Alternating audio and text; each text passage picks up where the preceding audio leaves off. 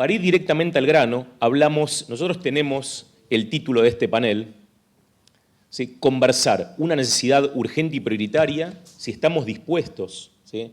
Estamos dispuestos a dialogar, y me gustaría entonces preguntarles, primero las damas si están de acuerdo, ¿estamos preparados los argentinos para conversar, para dialogar? ¿Qué opinas, Marta?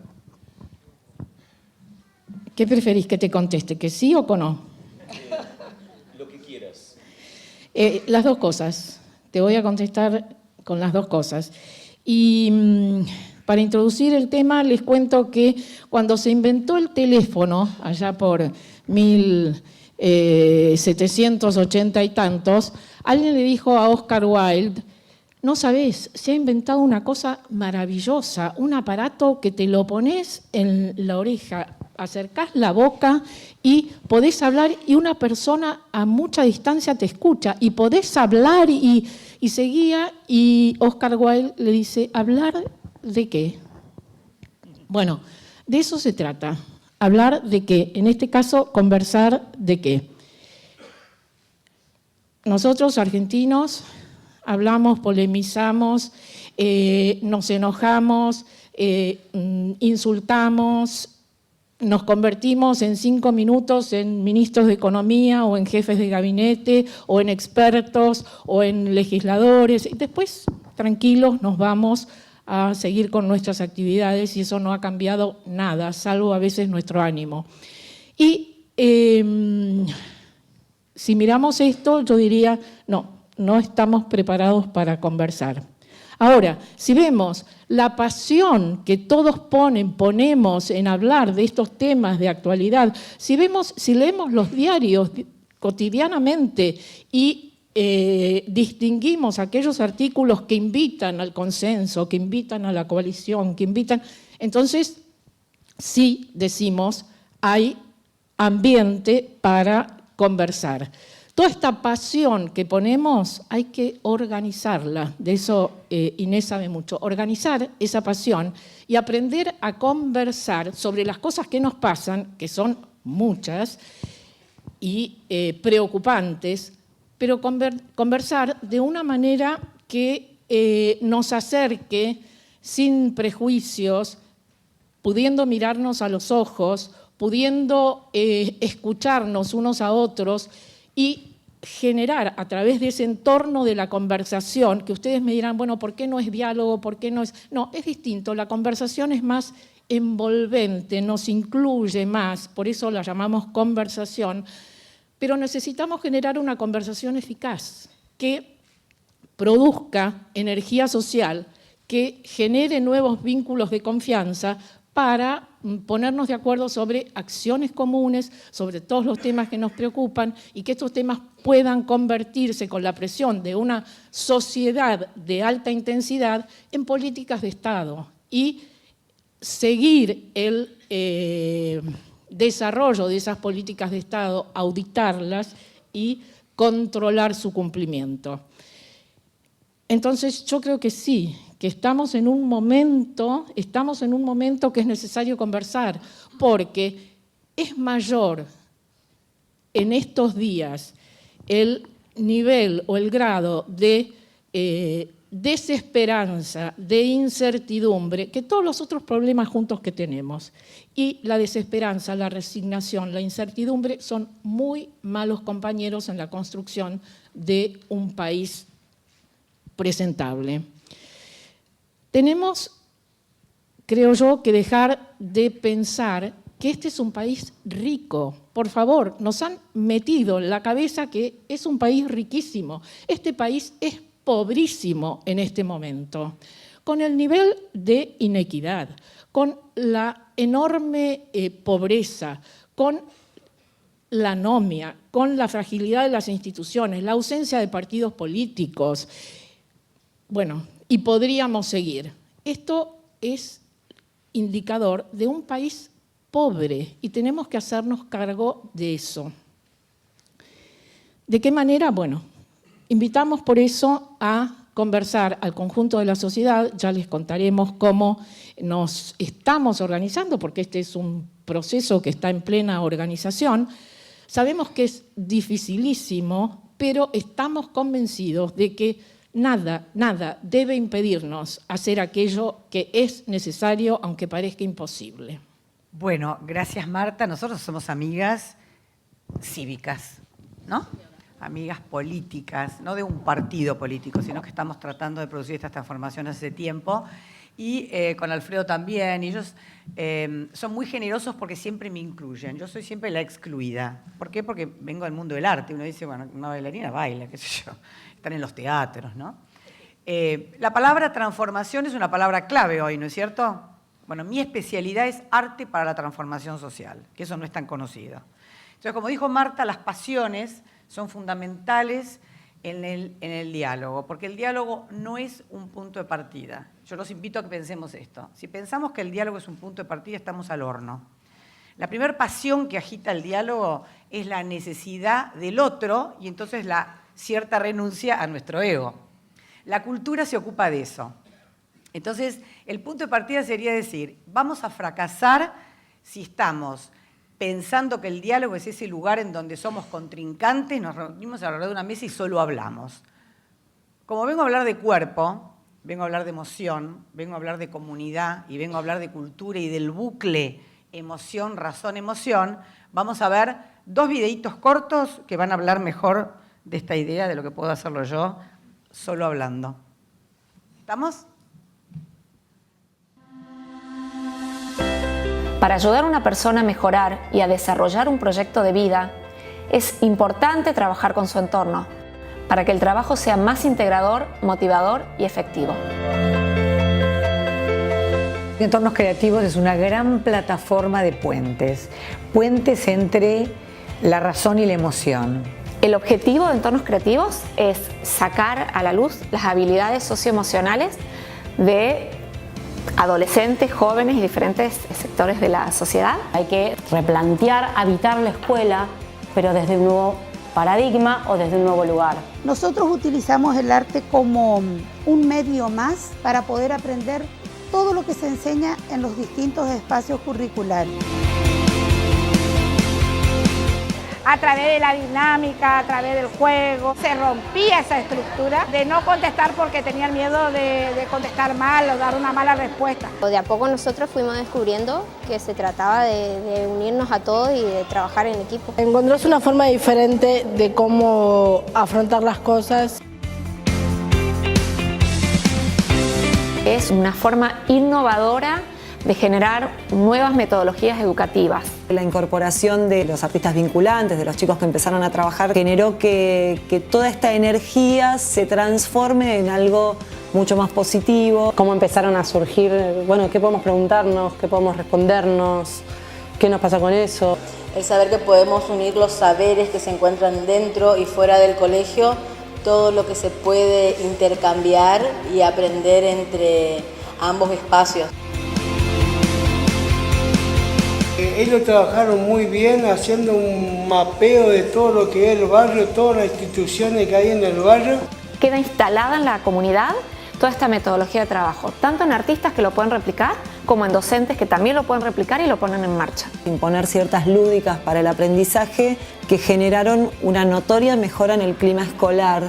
El arte como herramienta ensancha el horizonte de las personas. La creatividad está ahí en toda vez que haya una persona presente y lo que hacemos es desempolvarla.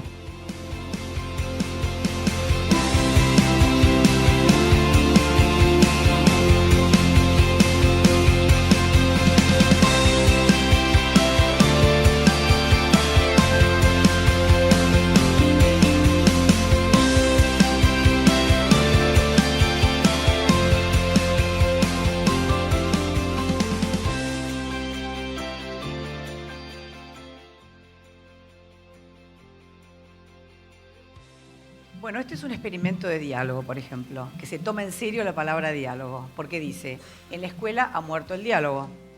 En el campo educativo en general y construcción de aprendizajes, el diálogo se ha puesto tan en depresión que lo que hace es empobrecer el acto propio de conocimiento, es decir, los chicos no están aprendiendo y parte de eso es porque la capacidad de dialogar entre ellos y construir creativamente una comunidad de aprendizaje en el aula y la capacidad de diálogo, es decir, la educación es es una larga conversación. Así que por eso les muestro este experimento, que es rarísimo. Artistas comunitarios de diferentes lugares del país dan clase de matemática, lengua y geografía con profesores. Es decir, esos que eran los marginales, los raros, los están adentro construyendo posibilidad de mejorar la calidad educativa y la convivencia. Veamos ahora 30 segundos más de otra cosa que no tiene nada que ver, norte argentino, La Pula, culturas milenarias. Somos los arrieros de pueblos originales. La primera empresa intercultural de turismo que rompe barreras raciales, políticas y culturales. Queremos que acepten nuestro convido. Vengas a compartir con nosotros paisajes, cultura y construyamos juntos confianza. Vení tranquilo, que nosotros vamos a ser tus vaquianos. El hombre blanco, dueño de las montañas, familias patriarcales de la Puna que lo poseían todo, es el hombre blanco que ve en el video, Jorge Gronda, amigo nuestro de muchas campañas en la Argentina, que construye un programa de turismo cultural no empleando a los indígenas, sino asociándose empresariamente con ellos. Entonces, transforma un turismo cultural, que es ir a Purmamarca, en vez de dar vueltas por la plaza viendo si compramos la artesanía número 2980, que se nos llena de polilla. Bueno, ellos ahí lo que hacen es vivir experiencias con los plantadores de quinoa. Uno va y entiende no solamente cómo plantar quinoa, sino la cultura de la quinoa. Y además ganan plata juntos. ¿Dónde encontramos experiencias donde los blancos y los indígenas ganan plata juntos? Hace poco estuve en una conferencia en un lugar bellísimo en la Patagonia que se llamaba El Espíritu de la Humanidad, que hablaba solo de la conversación y el diálogo y no había un mapuche. Estamos al horno. Bueno, este es mi resumen de por qué estoy acá para hablar de cultura. Bueno, muy original introducción, Inés, muchas gracias. Y siguiendo por este lado, me gustaría escuchar la opinión de Alejandro. Alejandro, ¿estamos preparados los argentinos para conversar? Mire, así con seguridad que no, porque después de un video divertidísimo voy a ser más aburrido que chupar un clavo. La próxima me traigo un video parecido. No, realmente sí. Y retomando lo que recordaba Marta sobre el teléfono, de hecho es un sector donde como, con lo cual más o menos, donde como hace años. Ustedes saben que ese gran argentino y gran constructor que fue Sarmiento, al ser argentino no se hizo famoso por lo que dijo en la década de 1870, cuando inauguró el cable submarino Buenos Aires-Montevideo, que después sube hasta Estados Unidos y pasa a Europa, dijo que con esa tecnología, lo dijo en 1870, que con esa tecnología el mundo iba a ser una gran aldea. Eso después lo dijo, no me acuerdo qué yanqui, y se hizo archifamoso, pero lo dijo 120 años después. Lo dijo en la década del 90 del siglo XX. Y esto de ser una gran aldea es muy útil porque no solamente, obvio, fomenta el diálogo, sino que además nos permite saber en qué anda el resto del mundo, no ser una isla, no ser un país aislado, un país tan del sur, como decía el Papa cuando fue elegido. Y la verdad es que, por supuesto que se puede hablar, pero ustedes saben que a mí que vengo del mundo académico y del derecho, los abogados, más allá de que nos peleamos cada vez que podemos, tenemos el entrenamiento de hablar o de pelear, incluso de pelearnos sin enojarnos. De hecho, uno se hace amigo muchas veces del abogado rival y hay hasta casamientos al respecto. Después no pensemos cómo terminan. Pero lo cierto es que con ese entrenamiento empecé en el mundo de la política, digamos, primera A, en el Consejo de la Magistratura, y un buen día viene uno de mis asesores y me dice, pues yo le digo, che, ¿qué pasa que estoy tan aislado? Más allá de que era un monobloque, como se le llama en términos del Congreso, ¿no? Y además recontraminoría. Entonces empieza a ver y dice, no, lo que pasa es que me dicen que con vos no se puede hablar. Y yo le digo, pero ¿cómo no se va a poder hablar si yo me banco? Estoy entrenado para bancarme los que piensen exactamente lo contrario que yo, y hasta que me levanten el tono de voz y hasta cierto margen de grosería me lo banco. No, hablar. Con vos no se puede hablar. Y hizo un gesto de contar plata. Porque ¿qué es lo que ha pasado? La realidad es que nuestros parámetros éticos, y para esto sirve la introducción de tener contrapunto con el resto del mundo, están en la base de la línea. Así como somos el único país mejor dicho no, el país que le sigue al fondo de la cola al Congo, que ha decrecido en los últimos 20 o 40 años, no me acuerdo, el otro día salió la encuesta, tenemos parámetros éticos que desaparecieron. Desaparecieron. Nosotros prácticamente en todo lo que hacemos, pero en todo lo que hacemos no somos convalidables a nivel mundial. Y esto rebota hasta en nuestra posibilidad de insertarnos económicamente en la OCDE, que tiene requisitos bastante altos. Pero esto abarca, insisto, abarca a los médicos, no los quiero agotar con anécdotas, pero abarca a los médicos, a los abogados, a los periodistas, obviamente a los ingenieros, a los informáticos, a los políticos. Es desastroso nuestro nivel ético y lo primero que tenemos que hacer para cambiarlo es asumirlo, ser comprensivos con el nivel de, digamos así, podredumbre bajo, porque si no, no queda nadie, no queda nadie en la Argentina. Ya sé que me van a decir, hable por usted, no me involucre, pero hagan una autocrítica y van a ver que tiran papeles al piso, o que cruzan la calle a mitad de cuadra, cosa que no se hace en otros países. Pero así como tenemos, como hizo la Europa de 1946, que ser comprensiva con algunas salidas del plato, que eran lógicas en la crisis que tuvieron que vivir en la Segunda Guerra, tenemos que ser intransigentes. Y no hay ningún diálogo, desde mi punto posible, con los que han violado groseramente la ley.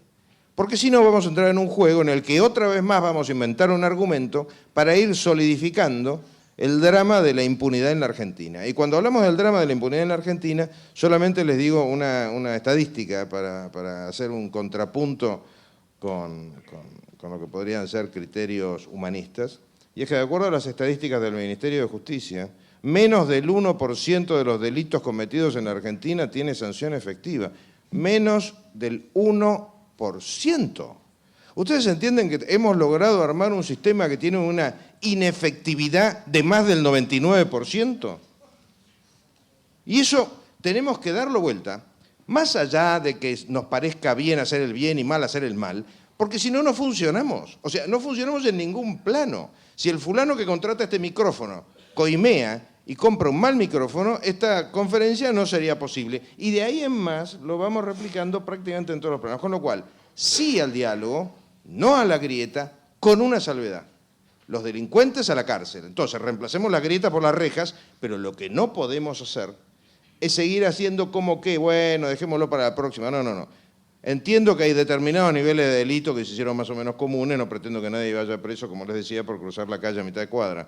Pero sí, con determinados niveles de impunidad, no acepto que me vengan a recorrer con el invento, con la sanata del warfare, que es mentira, porque el warfare es un invento para justificar que algunos señores vayan presos. Mejor dicho, que no vayan presos. Con lo cual, del diálogo todo me parece bárbaro, integro, Argentina conversa desde el primer día, estoy absolutamente jugado por el diálogo, pero no cuando hubo violaciones de la ley. Gracias. Contundente. Alejandro. Alfredo, ¿estamos preparados para conversar? Y yo diría que sí, la sociedad está preparada. Nosotros, seguramente que si en este momento decidimos parar esta charla, esta conferencia, decimos armar grupos y sentarnos a dialogar, no me cabe ninguna duda de que muchos o todos estaríamos dispuestos a hacerlo. Ponernos a trabajar, dialogar, tirar ideas, darle forma y tratar de implementar. No tengo ninguna duda, somos ciudadanos comunes, somos profesionales, seguramente estuve viendo el listado de los asistentes pertenecientes a distintas organizaciones, empresas, ONGs, etcétera, y están acá porque les interesa la cuestión. Y ¿saben qué? A la mayoría de los ciudadanos también les encantaría participar en ese diálogo, cada uno, por supuesto, dentro de sus limitaciones, de sus posibilidades, dentro de su formación, de sus estudios, lo que sea, pero a dialogar y a resolver, a aportar, a jugarse. Pero hay un gran problema. Un gran problema que es el que, a mi modo de ver, no frena, después quizás con otro planteo posterior lo podamos ampliar, pero yo creo que el gran problema es que son nuestros dirigentes en todo sentido, en todos los órdenes, políticos, jueces, funcionarios del tipo que sea, empresarios, sindicalistas ni hablar, etcétera, etcétera, etcétera, han buscado acomodarse en su silla de forma tal de que el diálogo es lo último que les interesa. Les interesa avanzar en su línea, con su núcleo y gente de confianza, seguir sus propósitos, algunos de ellos, o muchos, y en esto Alejandro decía una gran verdad, buscando hacer su propio negocito, separar parte de los resultados para su propio bolsillo. Este es el problema. Y ellos son los que resuelven y mandan, nos guían, toman las decisiones. Sin ir muy lejos, la decisión de ayer, de esa nueva dupla presidencial que se va a presentar seguramente en las próximas elecciones, la de 1, 2, 3 semanas atrás, la FF famosa, se han formado y son formas de ampliar el espectro, pero con un solo propósito, de sumar votantes, no de dialogar. Quizás el argumento sea abrir el esquema, abrir, digamos, el espectro de forma tal de que se puedan escuchar otras opiniones, pero ¿saben qué? Al momento de la verdad volvemos a lo mismo. Las decisiones la toma un núcleo cerrado, un núcleo de confianza, ese diálogo nunca llega, no se produce, y claro, ya las elecciones pasaron, ya hay un nuevo equipo de gobierno que está haciendo lo que sabe, puede, y generalmente las cosas no nos fueron bien, no nos van bien. Los resultados están a la vista, hace falta hacer mucho más. O sea que yo creo que el problema no está solo en el deseo de dialogar, que hay que hacerlo, sino que está en quiénes son las personas que se van a sentar a esa mesa del diálogo. ¿Saben qué? Todos nosotros pertenecemos y estamos ligados, bueno, a la sociedad civil, algunos tuvimos o tenemos algún tipo de actividad representativa, formamos parte de algunos núcleos de interés, pero siempre interesados en conseguir o alcanzar una Argentina mejor. Cuando nos convocan, si es que nos convocan a ocupar algún lugarcito en alguno de los gobiernos, siempre es para utilizar nuestro poco o mucho nombre, prestigio o llamémosle como sea. Cuando llega el momento de llevar a la práctica, de instrumentar posturas, propuestas, algún tipo de ideas que tiendan a alcanzar un camino, ¿saben qué? Generalmente se truncan a mitad de ese camino. Así que esta es la realidad. Para mí el problema está allí, en los dirigentes, y que hay una necesidad imperiosa, creo que es el único camino, el abrir el juego, el dialogar, y voy a adelantar algo más, si me permitís, Carlos, yo creo que la solución es que los 40, 50, 60 funciones o puestos claves de la sociedad en cuanto a las posibilidades de decidir, la toma, digamos, de esa palabrita un poco fuerte, que es la toma de ese poder de decisión, esté dada por gente que realmente tenga buenas intenciones y los conocimientos y ganas de llevar a cabo a buen puerto a este bendito país que creo que hay mucho para hacer. Si bien estamos muy mal, estamos en una situación muy baja en el nivel, las posibilidades de expansión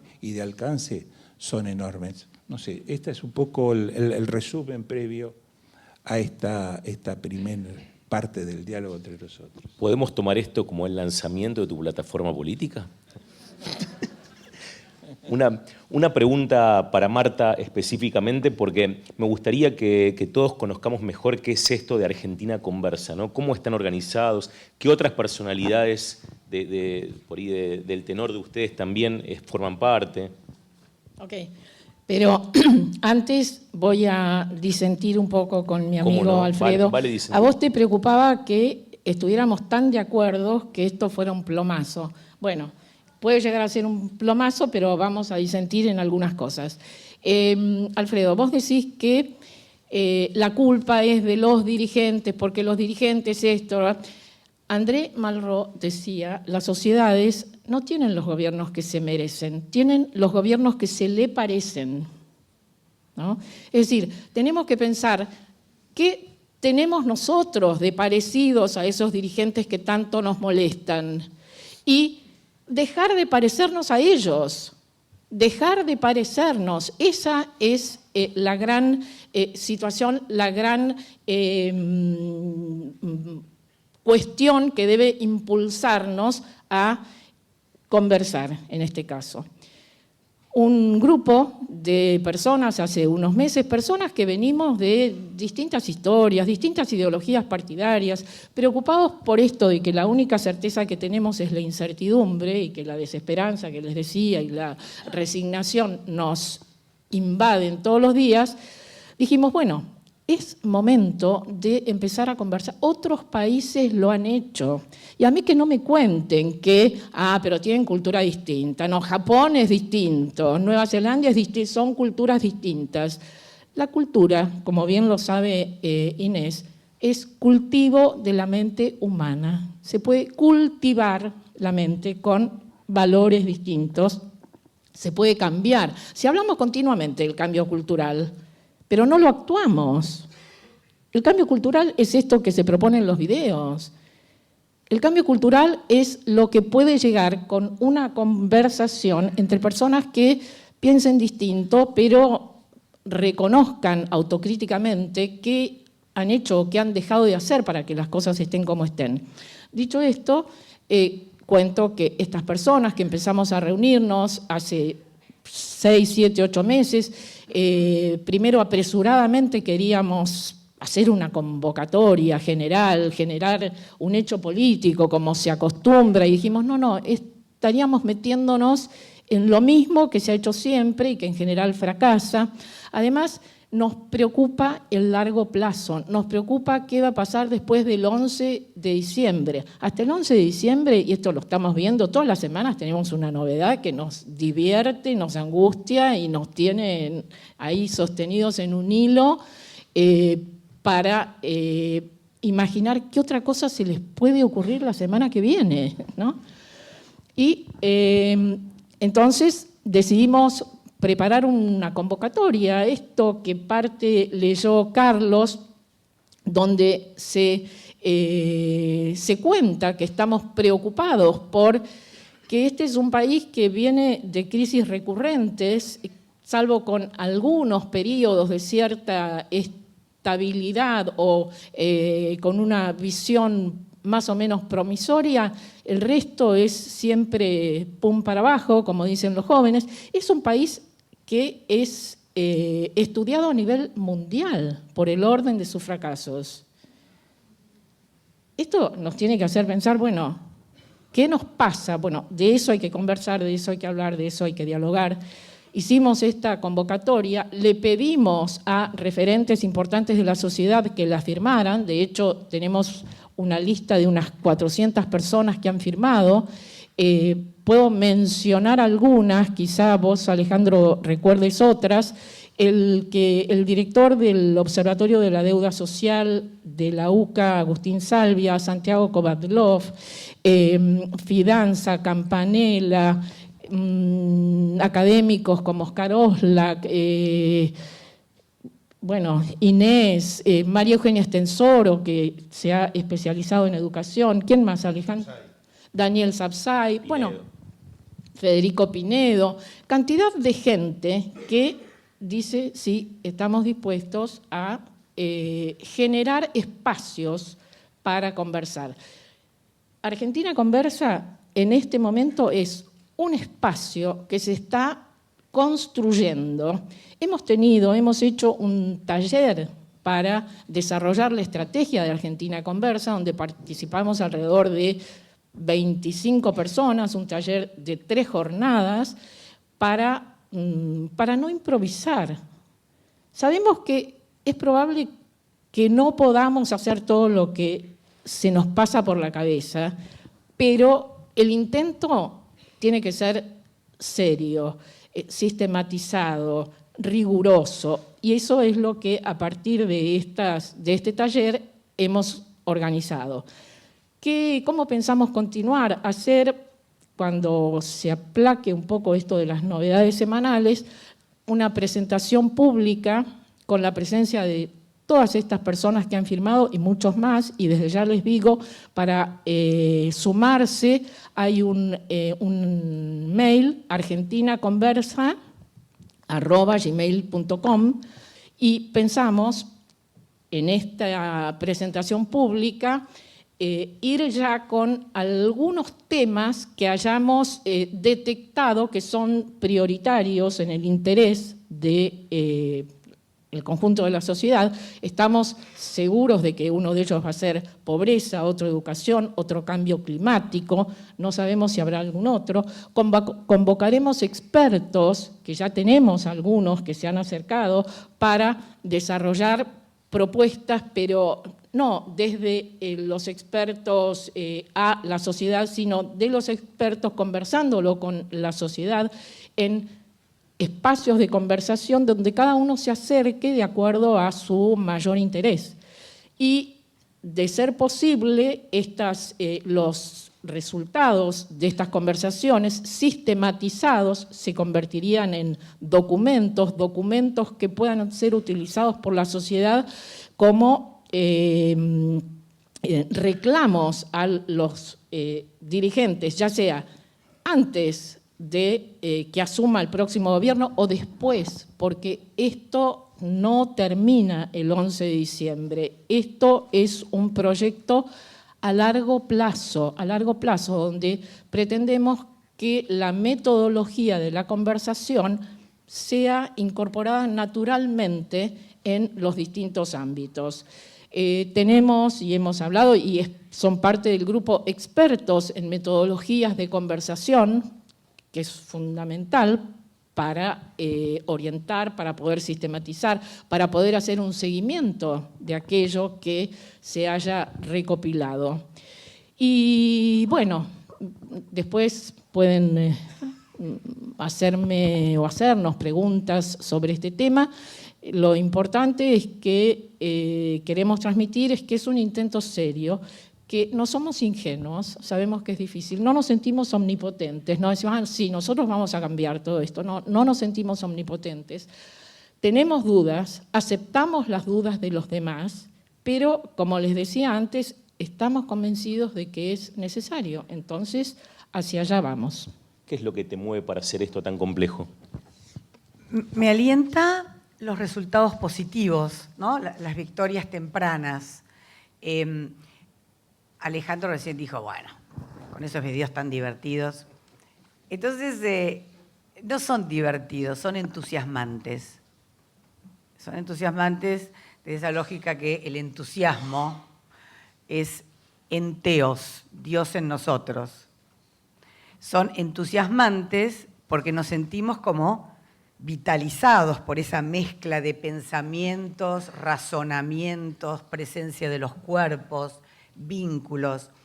Este programa está investigado académicamente hace varios años desde las lógicas del Ministerio de Educación de la Nación y la Confederación de Educación que reúne a todas las provincias alrededor de lo que llaman las capacidades básicas y esenciales que deben los jóvenes adquirir a través de diferentes disciplinas, pero que son transversales a esas disciplinas: capacidad de comunicarse, capacidad de resolver problemas, capacidad de trabajar juntos, capacidad de aprender a aprender, capacidad de comprometerse con el entorno. Entonces, estas maneras, quotations, divertidas, son las que logran esas capacidades. Entonces, más que divertidas, son centrales, diría.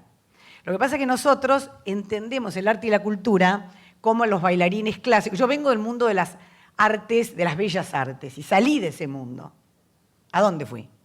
Desde el norte de la Argentina hasta el sur de la Patagonia, desde el Océano Atlántico hasta nuestras cordilleras, hay miles de artistas que trabajan para mejorar la calidad ética de nuestras comunidades a través del arte y la cultura. Pero no los reconocemos porque hacen murgas, porque bailan hip hop, porque hacen muralismo, porque trabajan, y el mundo del arte tampoco los reconocen, porque una bailarina que trabaja para mejorar el tema de las adicciones, y cuando yo empecé a hacer esto pensaban, pobre Inés, envejeció y está frustrada. Entonces ahora va y educa, porque como educar es una cosa medio bodrio, ¿vieron? Comparando con bailar en el Teatro San Martín o salir de gira por Europa, ahora hace cosas menores, ¿está? Entonces, a mí me entusiasma que es posible el diálogo y me entusiasma que todos ustedes puedan entender que si hay un Alejandro Fargosi que habló así, con esa severidad, y dijo, yo me voy a sentar a hablar con cualquiera, pero si me ponen presos a los que tienen que ir presos. Y está bien que le hable así, pero en un mundo donde también puede haber gente como yo que diga, che, están invitados a conversar todos los que piensan que hay gente que tiene que ir presa. Vengan con sus muertos, no enterrados dignamente. Vengan con sus presos sueltos, que debieran estar presos. Vamos a conversar. Entonces ahí vamos a poder sentar las bases, porque nosotros venimos desangrándonos de largo data. Entonces, es la pasión, pero es también la posibilidad muy técnica de poder incluir al diferente. Hace poco en estos encuentros de los mundos que pertenecemos con Marta y con Alfredo, estábamos en Purmamarca hablando sobre el diálogo y yo tuve ese desatino de decir, che, para el próximo año me gustaría que hubiera más diversidad entre nosotros. Entonces me dijeron, ¿cómo, Inés? Si somos re diversos, jóvenes, viejos, de diferentes provincias, pensamos diferente. Y yo dije, la verdad es que existiendo lo que existe en nuestro país desde el punto de vista de la llamada grieta, ¿hay alguien acá que votó al kirchnerismo? Se armó un quilombo, que no me echaron, porque como soy fundadora del movimiento, pero inclusive una persona joven me dijo, Inés, vos tenés que preguntar las bases de esta reunión porque no estás entendiendo que acá no se hace política. Entonces, levantó la mano una persona y dijo, yo voté al kirchnerismo. Era un empresario. Entonces, mientras que yo me acerqué a abrazarlo, porque el clima era muy rudo, se escuchó una voz del fondo de otro empresario que dijo, qué pena gente tan inteligente haciendo cosas tan estúpidas. ¿Entienden? Eran toda gente educada, másters, posgrados, ¿sí? Es posible en la Argentina nuestra, aún en un ámbito de cierta comodidad, generar este nivel de atrocinios en materia de destrucción del diálogo. Imagínense hablando empresarios con sindicalistas, pro aborto, con antiaborto, etc. Entonces, en estos lugares estamos todos. Todos somos juntos algo y cuando nos ponemos a conversar, calentamos nuestra escucha. ¿Vieron los ejercicios de precalentamiento que hacen que un deportista no se desgarre en la cancha? Hacemos igual. Decimos, ¿estaremos escuchando? Pensamos que no. Entonces nos preparamos para escuchar. ¿Estaremos trabajando nuestras pasiones y nuestras emociones que nos engañan mucho en el proceso de toma de decisiones, como la ciencia ya lo ha anunciado? Vamos a trabajar el bucle emoción, razón, emoción. ¿Estaremos preparados para entender que los que están sentados a la mesa, todos tienen derecho a pensar de dónde venimos, a dónde estamos, a dónde queremos ir? ¿Vamos a poner esto en la conversación o no? Entonces, todo eso lo hacemos muchas veces entre opositores y sale bien. Hagámoslo más. Bien, bueno, gracias Inés. Y Marta había dicho hace un ratito que yo preparé las cosas como para que estén de acuerdo, cosa que no es verdad, al contrario, yo preparé todo para que se peleen. ¿Cómo me gusta esto? Esto me encanta, me encanta. ¿Qué tiene que ver el capó de un auto? ¿Qué tiene que ver el capó de un auto con las gomas de un auto? Aparentemente no tiene nada que ver, son totalmente distintos, no tienen nada que ver, ni la forma, ni el material, ni la función, ni el lugar. Y sin embargo son imprescindibles para que haya auto. Y eso es lo apasionante que tiene cuando uno arma, cuando uno tiene grupos multidisciplinarios, porque si todos fuésemos bailarines o si todos fuésemos abogados, el mundo sería un drama. Porque tendríamos lo que en veterinaria se le llama el inbreeding. O sea, el inbreeding es la potenciación de las virtudes, pero desgraciadamente la potenciación de los defectos. Entonces, los puntos de vista que aparentemente son antitéticos, no son antitéticos en el fondo, en la medida en que interactúan entre sí y se balanceen. Porque no hay cosa que pareciera más contradictoria, y a mí el mundo del arte es una cosa que me maravilla, me encanta de hecho, es más, me gusta mucho más que el derecho. No hay cosas que parezcan más antitéticas que los planteos de un abogado que quiere el cumplimiento de la ley, estricta, etcétera. Básicamente, ¿por qué? Porque si no hay reglamento no hay fútbol. Es decir, es imposible jugar al fútbol sin un reglamento. Y fíjense que nosotros, como país, esto lo dice siempre Julio Bárbaro, otro de nuestros miembros de Argentina Conversa, Julio siempre dice que tendríamos que saber de las leyes lo mismo que sabemos del fútbol, ya que en el fútbol somos expertos. Pero la Argentina es como un partido de fútbol sin reglamento, así nos va, no invocamos una. Ahora, ese planteo, que parece muy formal, o mejor dicho, que es muy formal, es incompatible con el mundo del arte, porque el arte, por definición, no puede tener reglas, porque si no estaríamos todavía haciendo los caballos de la Cueva Altamira. El arte está lleno de reglas. Bueno, Alejandro. no me lleves la contra todo el tiempo. Como fuere. El arte tiene otras reglas entonces. Yo busco el... Bueno, eso, tiene la regla, la no regla, no importa. Pero lo cierto es que todo esto es buenísimo cuando uno mezcla los distintos puntos de vista, porque son los que construyen. Pensemos en una casa, una puerta no es un cimiento, ni es un techo, y sin embargo cimiento, puerta y techo son los que hacen una casa. Todo esto lo que requiere es precisamente ¿qué cosa? La conversación, la vocación por partir de la premisa de que el otro seguramente algo me va a enseñar. Es inevitable, es cierto. La verdad que era mejor usar el concepto de desafío, ¿era el tuyo? ¿Desafío no divertido? Motivación. ¿Motivación? Digamos, porque es real. Es apasionante cuando uno junta personas de distinto origen, de distinta formación, de distinta cultura, de distintos objetivos, porque se construyen cosas mucho más productivas. Esto lo aprendí, yo sea de paso, ¿saben dónde? Con el tema de venir siendo hace 30 años abogado en temas de telecomunicaciones. Imagínense lo que es el diálogo entre un ingeniero y un abogado. Es virtualmente imposible. Si uno no logra romper esos paradigmas de las profesiones tan anquilosados, no puede hablar más de 15 minutos. Y sin embargo se puede. Con lo cual, esto es una maravilla, por eso digo que una pena que la mesa dure poco, pero esta mezcla de puntos de vista es espectacular. Podemos continuarlo en un desayuno del Club del Compliance Officer también, que sin medialuna hace un ratito lo han anunciado. Me gustaría escuchar la opinión de Alfredo. ¿Qué te entusiasma? ¿Qué es lo que te mueve a dialogar en este tipo de cuestiones? Sí, en principio fui aludido por Marta, y está lindo que esto de pronto... digamos, muestre distintas opiniones, que no en todo estamos de acuerdo. Sí estamos de acuerdo en el fin. Esto no tengo ninguna duda porque nos conocemos hace mucho, sabemos hacia dónde queremos ir, queremos cosas buenas para todos, para el país, para la gente, para los argentinos, para dejarle algo positivo a nuestros nietos. Todos, creo que somos abuelos aquí, los panelistas, salvo el conductor, y de eso se trata. Cuando yo les cuento la trastienda, Marta es la que tiró la primera piedra en esta idea de conversar, de Argentina Conversa, de la conversación nacional, y yo... estuvimos charlando con Marta, me invitó a tomar un té y a charlar del tema, y me encantó la idea.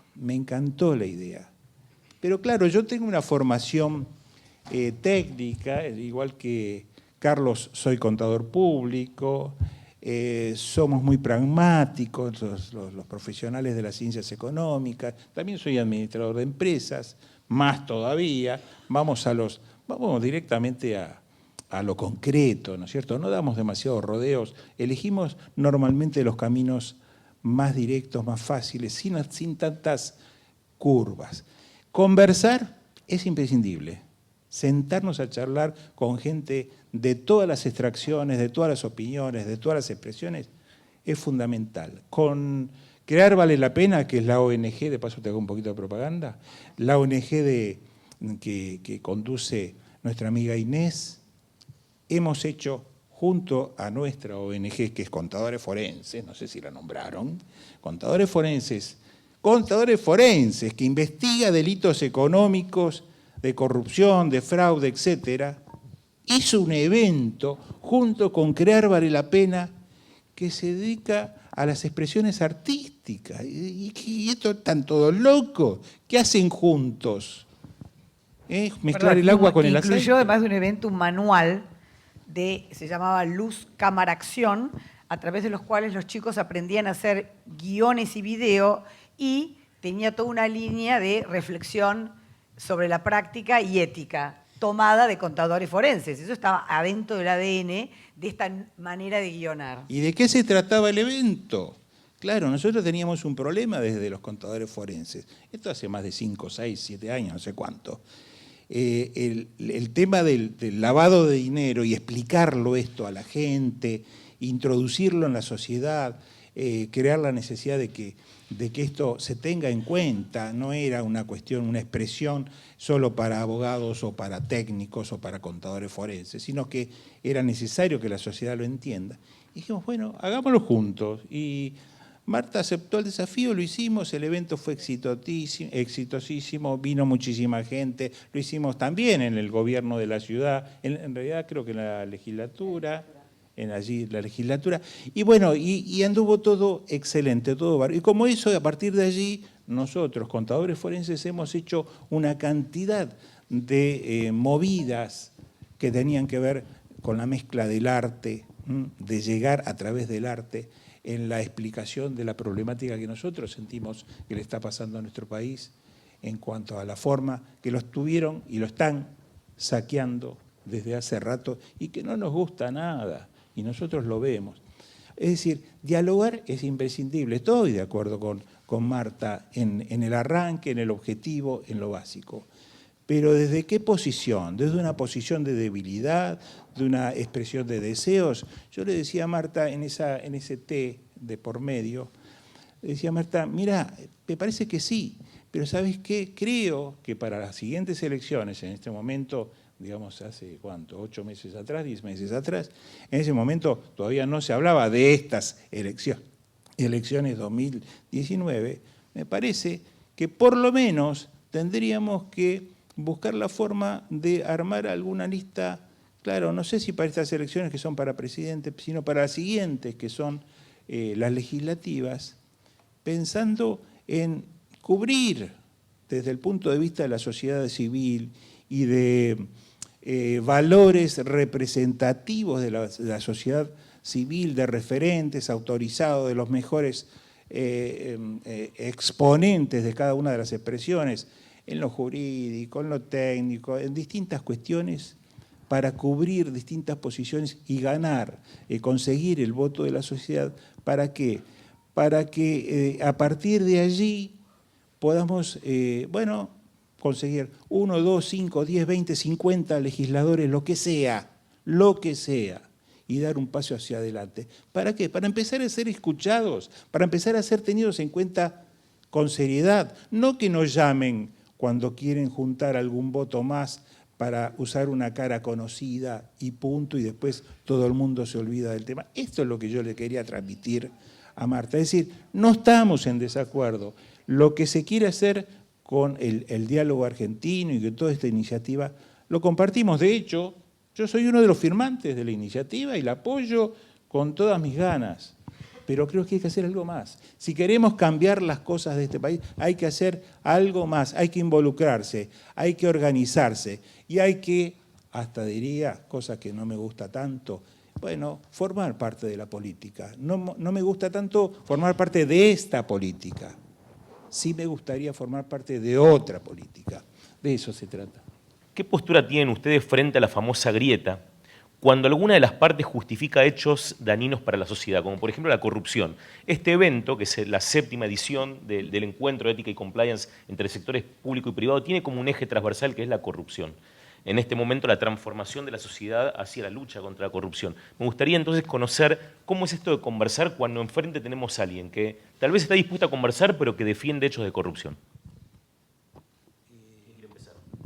Yo puedo decir las primeras palabras, si querés. ¿Por qué? Porque estoy muy acostumbrado a convivir con criminales, con delincuentes, con ladrones, de todo tipo, pero especialmente los delincuentes de la órbita económica. Porque trabajo con ellos. Necesito investigarlos y para eso tengo que interactuar con sus abogados, obviamente, con sus asesores, con sus contadores. Me parece que sí, que tenemos que dialogar, que hay que conversar más. Estamos pensando desde contadores forenses. Tenemos y tuvimos una serie de profesionales de las ciencias económicas, contadores ellos, presos, detenidos, en prisión. En Manzanares fue liberado hace muy poco tiempo, ahora se fue a su provincia, anunció y por allí que hasta se va a retirar de la profesión y qué sé yo, y que está arrepentido y una cantidad de cosas. Supongamos que sea cierto, ¿por qué no dialogar a fondo con él? Presentarlo, por supuesto, con las salvedades correspondientes, que se trata de una persona sometida a un proceso penal que colaboró con todo un armado, porque esto está más que probado, no lo estoy insinuando, está más que probado, que colaboró con todo un armado que tendió a devastar las arcas del país durante mucho tiempo, muchos años, y él fue, a mi modo de ver, hasta una especie de organizador, aunque no se lo titule como tal, pero yo creo que sin la ayuda de un contador, con esa injerencia que él tuvo en todo el vínculo de un lado y del otro, no hubiera sido posible hacer todo lo que se hizo. Así que me parece que sí, yo estoy dispuesto a sentarme, como ahora lo estamos haciendo, a dialogar con él y preguntarle por qué. ¿Por qué? Para aprender desde allí. Esto lo hacen mucho los americanos. Yo he ido a eventos en donde este tipo de cosas se dan de esta manera. Pero nada, quería plantearlo, sé que el tiempo es tirano, que nos queda poquito por delante, pero me parece que se puede dialogar incluso con los acusados y hasta los condenados de corrupción. Telegrama, muy lindo dialogar. Primero preso, después dialogamos. O sea, el tema es muy fácil. Dialogamos con los barrotes en el medio. Así que nada más que eso. Como hay un cartel ahí que dice cerrar, no digo más. Bueno, no, yo no estoy de acuerdo con Alejandro. Y como me hice ya una cáscara fuerte, por ahí muchas personas de ustedes están pensando así. Y yo no estoy avalando la corrupción de ninguna manera, pero los invito a entender que siempre hay un núcleo duro, ¿no? Como ese que justo metió la mano en la lata. Pero alrededor de eso hay por lo menos la mitad de un país que está de alguna manera justificando de alguna manera ese robo. Del otro lado también hay un núcleo duro que es totalmente insensible a la pobreza en la Argentina y uno dice, bueno, con ese no. Pero hay otro 50% del país que está justificando que sigamos en un país en donde el 60 o 70% de los jóvenes son pobres y siempre es culpa del otro. Es decir, el robo siempre es culpa del otro porque me llevó, porque no sé qué, y la pobreza es siempre culpa del otro gobierno porque taratataratata, y estamos así desde hace muchos años. Marta vivió en su vida propia una muerte que no tiene que ver con que pasó un tarado y le pegó un tiro a su marido. La muerte de su familia tiene que ver con la corrupción estructural en la Argentina. Mi chosno, Pablo Latorre, que fue un analfabeto de a caballo, gaucho de Güemes, ahora el 17, ese aniversario de Güemes, los infernales. No tenía nada más que andar en patas, era muy buen jinete, y los infernales con medio desnudos y a poncho, ¿no? Cabalgaban y sacaron los reales de encima.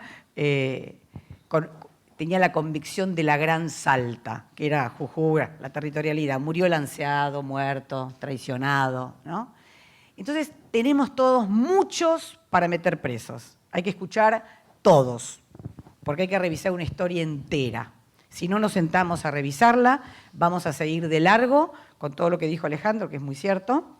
El 90% de las injusticias, digamos, no reciben condena, porque son de larga data y porque no estamos de acuerdo en entender, digamos, cuando pueda ser posible que algo que haya dicho alguien que yo quiero mucho sea algo que yo pueda decir, te condeno.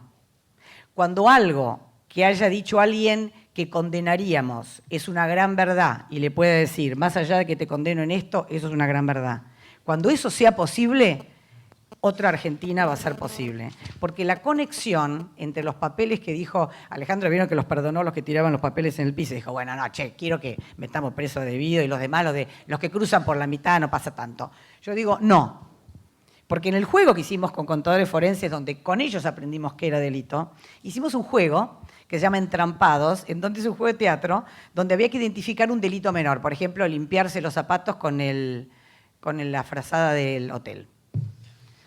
¿No? Esa cosa que uno dice, bueno, es un minuto, estaba apurado, ¿no? O tirar un papel en la mitad del... Y la contaminación del río Pilcomayo. Entonces había un grupo que tenía que explicar, sin decir que estaba defendiendo su lugar en la contaminación para no ser sancionado, y había otro que eran los que tiraban el papel o se limpiaban los zapatos en el hotel. Pero no tenían que decir de qué se trataba. Entonces la justificación era, bueno, sí está bien, lo que hice está mal, pero fue así en relación al problema, chiquitito, no era tanto. Entonces es genial porque el público tiene que descubrir cuál es el delito mayor y cuál es el delito menor, porque en la argumentación es el mismo. Bien, para cerrar, opinión de Marta. Para no reiterar, coincido con Alfredo en este punto y por supuesto coincido con Inés. Creo que sí hay que conversar, siempre y cuando el otro esté dispuesto a conversar, ¿no? Y haciendo referencia a la cita de Dante que mencionabas, yo diría, yendo en el mismo sentido, que para que los malos ganen, lo único que hace falta es que los buenos se queden callados. Así que abrir espacios de conversación, que de esto se trata, conversación rigurosa, metodológicamente sistematizada, que genere energía social, es lo que puede permitirnos que los malos,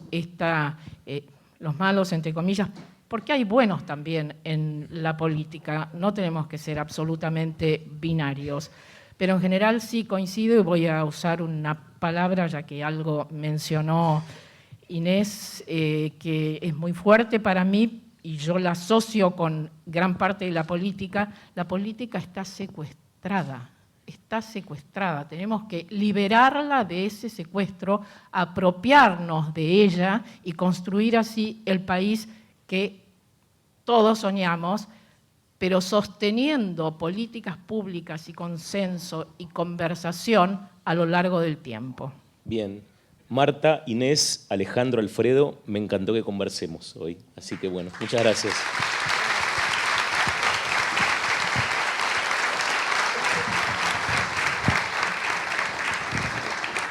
Bueno, y la próxima, invito acá a Carlos, que es un excelente organizador, tenemos que conversar entre todos. Tienen que sumarse nosotros a ustedes, ustedes a nosotros, y iniciar este proceso de conversación en este grupo.